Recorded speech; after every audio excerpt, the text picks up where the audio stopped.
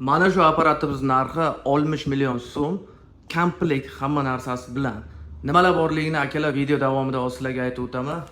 Assalomu alaykum hurmatli apparatchi akalarimiz. Mana xudo xohlasa to'y sezoni ham boshlandi. Mana shu orqamda turgan apparatni sizlarga obzorini ko'rsataman. Xo'p, akalar, unda albatta rekimizdan boshlaymiz. Rekimizga e'tibor qilasizlar. Men videolarni qo'yib borganman, tayyorlanish jarayonida juda ham qo'l mehnatida terilgan rek o'zimizda katta qo'rg'onli usta akalarimiz yasagan, zavodskoyda qilib yasagan gap bo'lishi mumkin emas. Akalar o'zlaringiz bitta baho berasizlar. Xo'p, mikserimizdan boshlaymiz. Mekki 1604 Velzi Pro. Akalar, bu pultni ishlatib ko'rganlar bo'lsa kommentariyaga yozib qo'yinglar. Amerikanskiy pult, haqiqiy original pult hisoblanadi. Xo'p, undan tashqari shur mikrofonimiz bor, ikkitali. Uzmaydi, 100 metr ketasizlar, 200 metr ketasizlar, uzmaydi. Golosga ham juda ham yaxshi. Shu rekni o'ziga mana bazasi qo'yilgan. Xo'p, ALSS Mediaver 4 ham pavtor, ham hol reverb beradi. Buni ishlatib ko'rganlar bo'lsa kerak, juda ham effektlari ko'p. Xohlagancha reverb programmasini ishlatsanglar bo'ladi. Bundan tashqari DOT 835 ikkinchi seriyasi qo'yilgan. Bu ham amerikanskiy crossover. Buni o'zi ishlatib ko'rganlar biladi. Bunga hech qanaqa isbotda hojati yo'q. Xo'p, endi kaneslarimizga o'tamiz. Mana bu Behringer kanesimiz 1.5 kilovatlik bo'ladi. Bu monitorlarni ishlatadi. Mana shu ikkita monitorga mo'ljallangan kanes. Pultdan chiqib monitorga ketadi. Xo'p, bu kanesimiz Electrovoz P5300 modeli bo'ladi. Akalar, bitta narsa e'tibor qilinglar, bularni Xitoy varianti ham chiqib ketgan.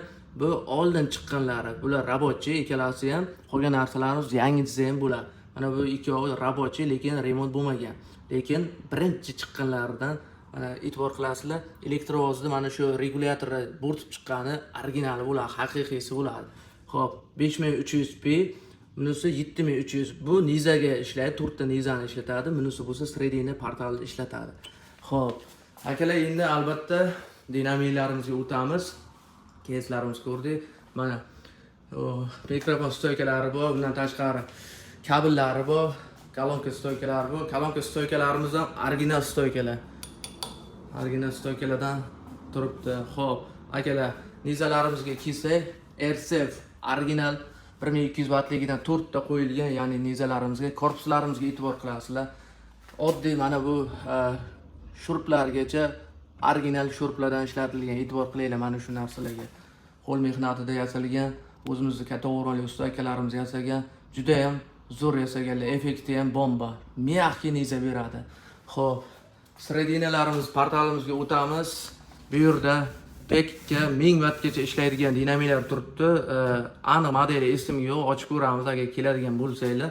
1000 wattgacha beradi. Juda ham moshni dinamik, yumshoq ishlaydi. Oldiga o'tirib bemalol gaplasha olasizlar. Quloqqa urmaydi, qaysidir dinamiklarga o'xshab quloqqa urmaydi. Bular original dinamiklarni o'zi ishlatib ko'rganlar biladi. Bu yerda bo'lsa tepasida, ya'ni visokimizda neodumniy pishalka turibdi. BM neodumniy deymiz, yangi chiqqan modeldan super visoki beradi. Ham 51 ham 750 driverda o'rtasi dizayn bo'ladi. Endi soddaroq qilib sizlarga tushuntiray. Korpusimizda ichiga gubkalar vatella tiqilgan, filtrlar juda ham moshna qilib yasalgan, kuymaydi, 100% bunga kafolat beramiz. Monitorlarimizga keladigan bo'lsak, monitorlarimizda mana shu dinamikdan turibdi. Pishalkasi 408 deymizmi, sal kattaroq magnitli pishalka qo'yilgan. Korpuslarga e'tibor qilinglar, zavodskoydek. Bu zavodskoy korpus bu, mana e'tibor qilasizlar. Mana shu firmaniki. Xo'p, akalar, ko'rsatib o'tdim. Latri ham bor, tok ko'paytiradigan. Xo'p, narxini yuqorida aytdim akalar, 60 million so'm.